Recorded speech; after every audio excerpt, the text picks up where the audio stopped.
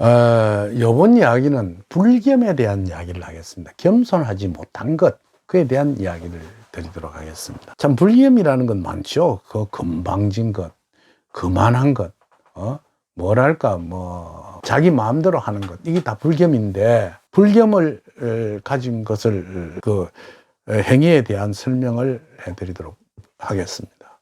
제가 잘 알고 있는 중에 한 사람이, 남편이 일찍이 회사를 경영하다가 세상을 떠나버렸습니다. 그 아들이 삼형제가 있었어요. 그러니까 남편은 곳곳에 사업체가 있었죠. 제일 좋은 데가 서면에도 있고 또 이런 것들도 여러 가지가 있는데요. 큰 아들이란 놈이 가만히 보니까 이거 잘못하다가는 동생들하고 갈라먹다가는 아무것도 안 되겠거든요.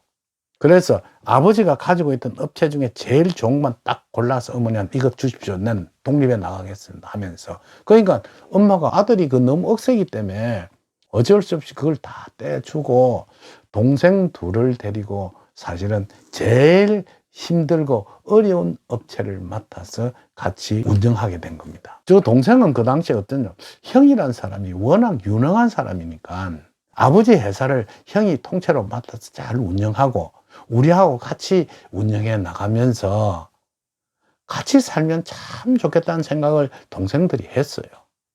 왜냐하면 형님이 가지고 있는 유능함, 그 다음에 참 똑똑함을 잘 알고 있기 때문에.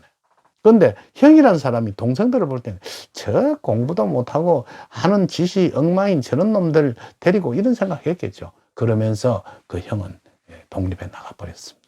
그때 그 부인이 저를 찾아왔습니다. 선생님, 앞으로 어떻게 하면 좋겠습니까? 이렇게 물어봐요. 그래서 열심히 운영하십시오 하되, 사모님은 불심이 아주 강한 분이니까 기도나 신앙의 힘으로 그 어려움을 타개 나가십시오 그랬다고.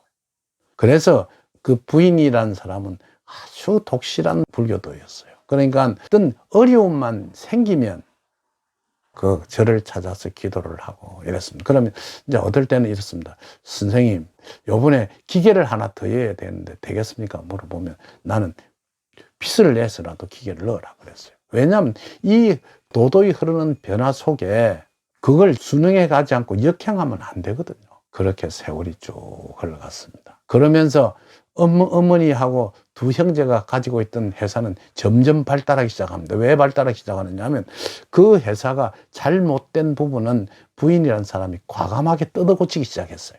그러면서 두 형제는 굉장히 잘 됐습니다. 그런데 그걸 독립해 가지고 나간 친구는 처음엔 잘 해갔죠. 근데 그 친구가 잘못하고 있는 바가 있습니다. 이건 계산이 분명하지 않아요. 한마디로 이야기해서 회사의 손익 구조를 정확하게 재무 구조를 파악하지 않는 그런 습성이 있어요. 그러니까 모든 버리는 돈은 포켓도 이어놓고 골프도 치러 다니고 친구도 만나고 해외도 갔다 오고 마누라도 주서 애들 공부도 시키고 이랬다고. 그러면서 그 세월이 도도히 흘러서 십몇 년을 지나고 난 지금에 와서는 형이란 사람은 혼자 독립해 나간 형은 지금 현재 겨우겨우 회사를 운영해 가는 거예요. 밑에 동생 둘이는 돈을 많이 벌었어. 그리고 부산에 있는 아주 고급 아파트도 사고 땅도 사놓고 회사도 잘 운영하고, 그리고 어머니를 잘 모시면서 어머니를 그 회사의 지주로 모셨죠. 왜 모셨느냐? 그건 이유가 있습니다. 어머니가 있어야만이 형님이라는 사람이 자기 회사에 침범에 들어오는 걸 막을 수가 있으니까. 여러분 아셔야 할 게 있습니다. 이건 방겸이에요. 내가 요전 동영상에서 설명한 것은 한마디로 아주 자기를 희생하는 그런 겸손의 일이겠지만은 지금 현재는 겸손과 정반대되는 행위를 한 것이거든요. 겸의 제일 반대되는 행위를 한 것이 세월이 흘러감에 따라 점점 이렇게 미궁에 빠지는 겁니다. 최근에 와서는 그 어머니라는 사람이 그래도 어머니 모양이에요. 선생님, 그래도 장남이 제일 잘 돼야 되지 않겠습니까? 어떠한 방법이 없겠습니까? 라고 내보고 이야기를 했습니다. 나는 그랬습니다. 내가 자기가 그 형제들하고 같이 버는 돈은 어머니 몫은 이제 나이가 많으니까, 나이가 70이 넘고 이랬으니까 큰아들한테 주어가지고 이렇게 좀 형제들이 사는데 균형을 맞춰주고 싶은데 어떻게 하면 좋겠습니까? 라고 물어. 그래 내가 이렇게 대답했습니다. 그 형이란 사람이 지금 현재 자꾸 적자를 보고 망해 들어가는 그런 입장 속에 있을 때 어머니가 그 재산을, 돈을 투척해주고 도와주면 그 웅덩이에 돌 던지기입니다. 가만히 지켜보면서 그 아들이 반전의 기회가 올 때 그때 도와주십시오 라고 했어요. 그러니까 선생님 언제 반전이 오겠어요? 그러면 어머니가 가지고 있던 그 불심을, 지금까지는 본인과 두 아들을 위해서 열심히 기도했는데 이제는 그걸 떨치고 큰 아들을 위해서 기도하십시오. 그래서 그 기도의 기운과 아들이 고생한 어떤 입장이 달라져 가지고 그 가지고 있는 마음의 자세가 바뀌면 운이 스스로 찾아와서 회사가 조금씩 이렇게 발전해 나갈 겁니다. 그때 어머니 내가 공장을 하나 지어야 되겠는데 조금 돈이 모자랍니다 라고 이야기하거든. 그때 주십시오 라고 설명을 했습니다.